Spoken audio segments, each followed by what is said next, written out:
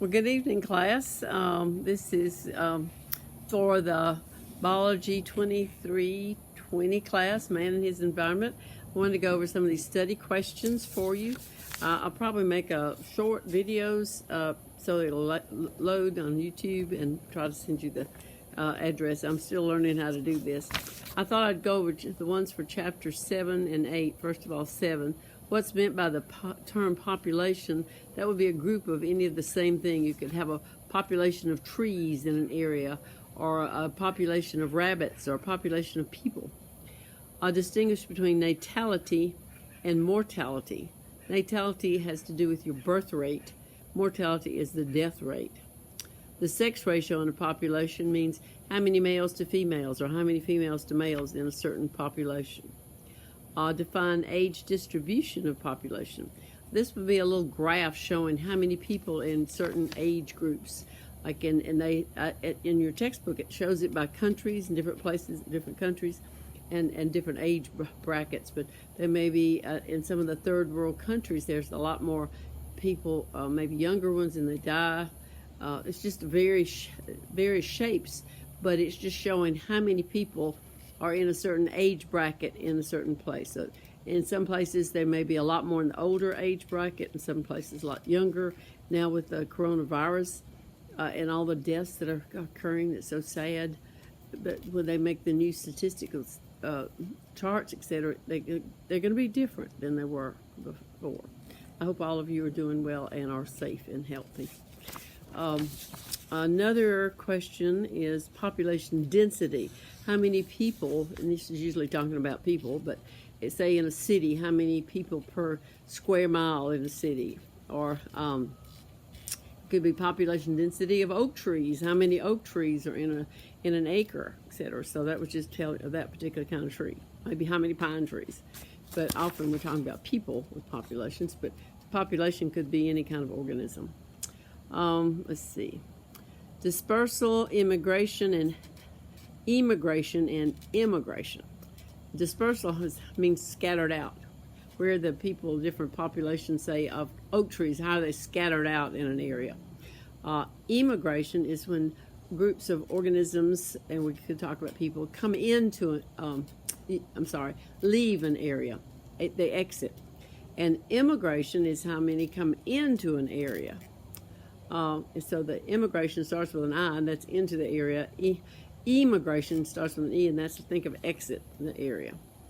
The biotic potential is also called, I think it's called the birth rate, the ability for organisms to reproduce. I'll have to go back and look at that again. What are the stages of a population growth curve? You're going to have, first there's going to be a lag. It's just going to be a short period of time. And then it's a real rapid growth if you're talking about bacteria or different populations. A rapid growth, and then it would be stable area, the top, and then you have a decline. And I think they asked that about a bacterial growth curve, which is similar, but it's just lag, and then log, and then stable, and then decline or death rate. That was question 11. Carrying capacity and environmental resistance. That means in a particular area, maybe we're talking about a creek or a lake, a pond, or it could be a land area.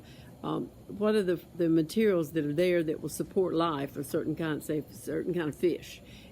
Will there be enough nutrients? Is there enough nesting spaces or place for the life support? So the carrying capacity is how many organisms of a certain kind could survive in an area and thrive and keep growing. Now the environmental resistance would be what would be involved in the environment that would prevent the population from growing.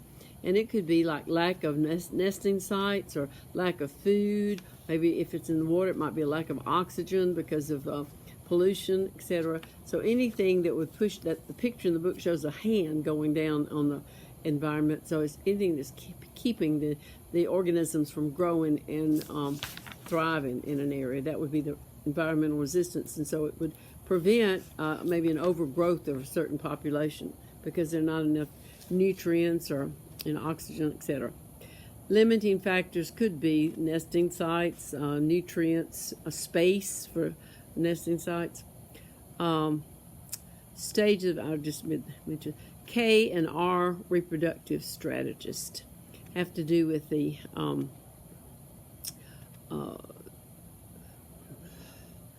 large animals are usually the Ks. That's something they would have a longer lifetime. They have a longer period of time for supervising the growth of their organisms. They're young. They maybe you don't have as many of them. Something like an elephant or a tiger in an area. Whereas an R strategist is one that has, instead of a gentle slope of the growth, it's a peak and then crash, and peak and then crash. It's something like insects, maybe mosquitoes. You have a lot of an area, and then maybe poisons out and it drops. They have a short lifespan. They have very little care of their young. I don't think mosquito mothers take care of their young, but things of that nature. So the K, think of the K being the bigger one, and it's going to live longer and have more parental care of the offspring, whereas the R would be usually smaller organisms. They have a shorter lifespan, and they have very little care of the offspring. And like a K, the example was like an elephant or lion, and an R would be like a beetle or mosquito, something of that nature. Okay, I'm going to stop there. That's chapter 7.